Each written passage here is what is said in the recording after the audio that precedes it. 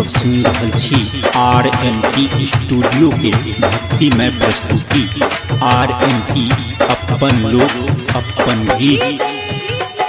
राम परवे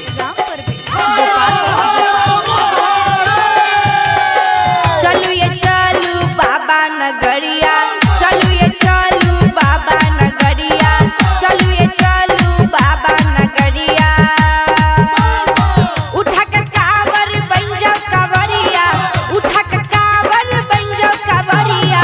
चलू ये चलू बाबा नगरिया, चलू ये चलू बाबा नगरिया, चलू ये चलू बाबा नगरिया।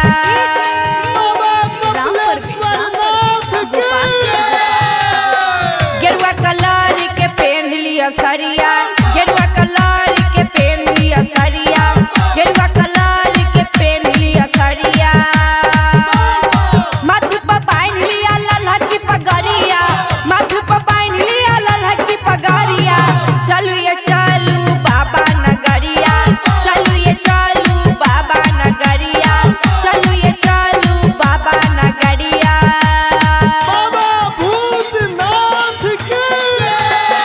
गंगा जल सब भरी लेब गगरिया, गंगा जल सब भरी लेब गगरिया, गंगा जल सब भरी लेब गगरिया। बलबम बोलत चल डगरिया, बलबम बोलत चल डगरिया। चलू ये चलू बाबा नगरिया, चलू ये चलू बाबा नगरिया, चलू ये चलू बाबा नगरिया।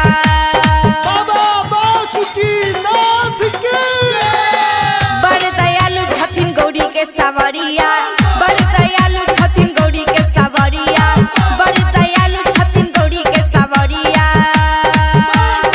फेर ता बाबा ऊपर नजरिया, फेरथिन बाबा सोनिया सुपर नजरिया। चलू ये चलू बाबा नगरिया, चलू ये चलू बाबा नगरिया, चलू ये चलू बाबा नगरिया। उठा के कावर बन जाओ कावरिया, उठा के कावर बन जाओ कावरिया। चलू ये चलू बाबा नगरिया, चलू ये चलू बाबा नगरिया, चलू ये चलू बाबा नगरिया। RMP स्टूडियो के लाल बटन दबाकर सब्सक्राइब करी, संग ही बेल आइकन के दबाना नहीं बिसरी, ताकि अपने सबक समक्ष नव प्रस्तुति अभित रहे।